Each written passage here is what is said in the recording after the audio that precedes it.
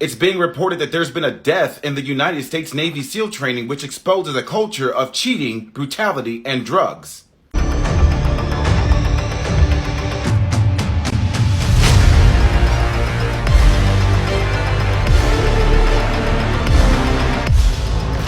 This out of Coronado, California, regarding a young sailor by the name of Kyle Mullen, who is said to have always possessed the drive and talent that made success seem very easy. This all until he tried out for the Navy SEALs. The 24-year-old arrived on the California coast in January of 2022 in the best shape of his life, even in better shape than what he was when he was a state champion defensive end for his high school and captain of his football team at Yale University. But by the middle of the course's third week, a continual gut punch of physical and mental hardship, sleep deprivation, and hypothermia that the SEALs call Hell Week, the 6'4" athlete from Annapolis, New Jersey was dead-eyed with exhaustion, riddled with infection, and coughing up blood from lungs that were so full of fluid that others who were there said that later he sounded like he was gargling. The SEALs punishing selection course started out with 210 men. By the end of Hell Week, 189 had either quit or had been brought down by injury. All the while spitting up blood, Seaman Mullen kept on going, and perhaps out of admiration, the medics and instructors conducting the course did not stop him. And he made it.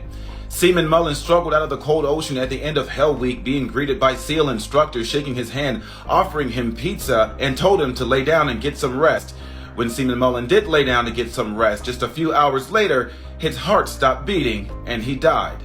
That same afternoon, another man who survived Hell Week had to be intubated, and 2 more were hospitalized that evening. The SEAL teams have faced criticism for decades, both from outsiders and their own Navy leadership, that their selection course known as Basic Underwater Demolition SEAL Training, or BUDS, is too difficult, too brutal, and too often causes concussions, broken bones, dangerous infections, and near drownings.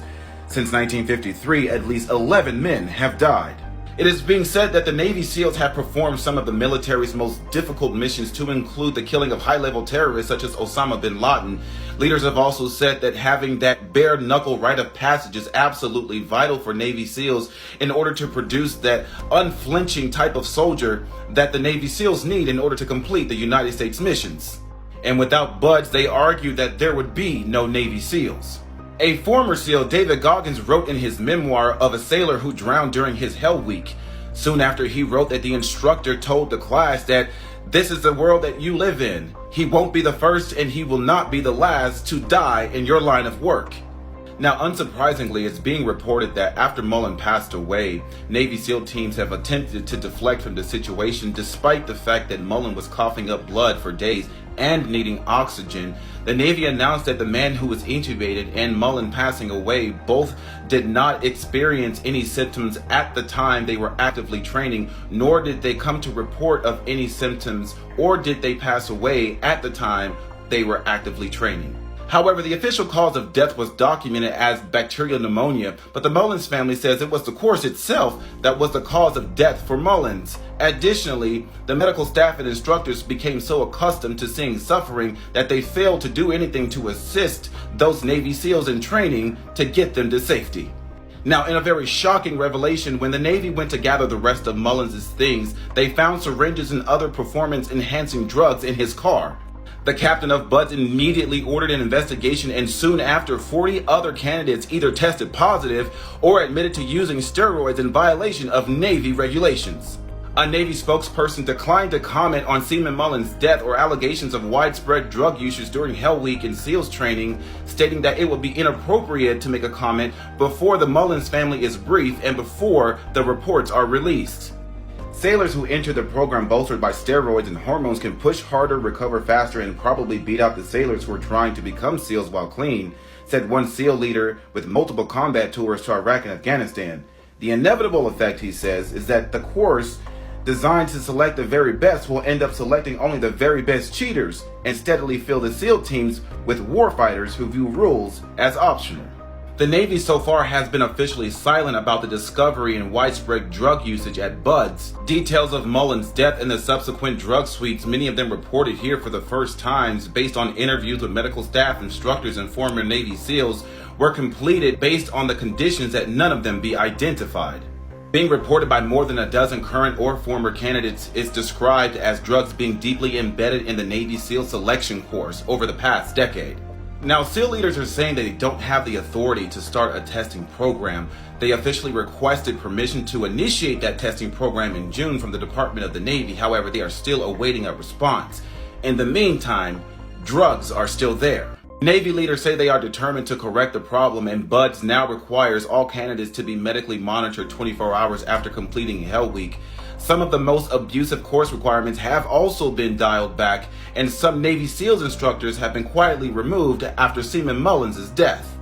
In the 1980s, about 40% of candidates graduated to become Navy SEALs, and over the past 25 years, the average has dropped to about 26%. In 2021, the graduating average was about 14%, and in Seaman Mullen's class, the average was lower than 10%. When Seaman Mullen started BUD/S in January of 2022, it was his second attempt. His first attempt was in August of 2021. Mullen spent more than a year training, swimming, lifting weights, and he lasted less than a day. Navy SEAL instructors call the first 3 weeks of BUD/S training the attrition phase, a maw of punishing exercise, frigid water, and harassment meant to wash out anyone they deem lacks endurance, strength, or the mental fortitude. They refer to these individuals as turds. According to a statement from Seaman Mullen's mother, the first day the instructors put candidates through a gauntlet of running, crawling, sit-ups, and push-ups on the hot sand with no breaks. Late in the afternoon, the men were racing in teams carrying a 170-pound inflatable boat over their heads when Seaman Mullen passed out. It's being reported that Seaman Mullen called his mother from an ambulance a short time later and explained that he had not had a drop of water all day. When he fell, he told her an instructor hurled insults at his limp body and told him to get up. When he did not respond, medics measured his temperature at 104 degrees and sent him to the hospital with heat stroke. Seaman Mullen was assigned to an internal recovery unit where he had 4 months to heal. During that time, he also assisted with other candidates who came into the unit that were injured during BUD/S training. He often called his mother for medical advice.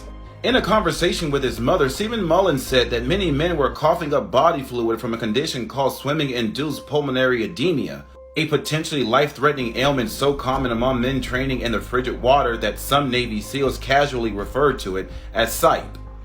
During his 4-month assignment in the recovery unit, Seaman Mullen expressed to his mother that some of the candidates expressed to him the fact that they were using the performance-enhancing drugs or steroids, and that he grew an interest in taking them himself. By 2016, former candidates said that drugs were back. That's when 19-year-old Brandon Caserta went through BUD/S training, who told his father, Patrick Caserta, who happens to be a retired Navy Senior Chief Petty Officer, that drugs were rampant. Just 3 weeks in, Seaman Caserta collapsed while carrying a boat. Instructors went over to him, yelling at him to get up, and when he expressed that he couldn't get up, the instructors forced him to quit. The Black and Red News is disheartened to have learned that those candidates that do not pass the BUD/S training course to become Navy SEALs must serve out the remainder of their enlistment contract in undesirable low-level Navy jobs. Seaman Caserta's father went on record to say that Seaman Caserta felt like he had been cheating out of something he had worked so hard for.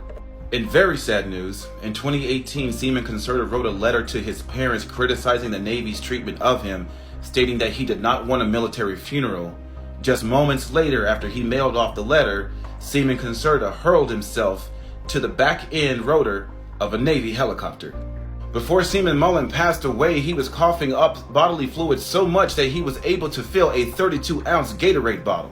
And lastly, about a month after Seaman Mullen's death, another close call during BUD/S training where a candidate collapsed. Sailors calling for medical assistance from the BUD/S medical staff. No response, nowhere to be found, forcing them to call 911. The sailors were able to get the injured candidate to a civilian medical facility where he was treated.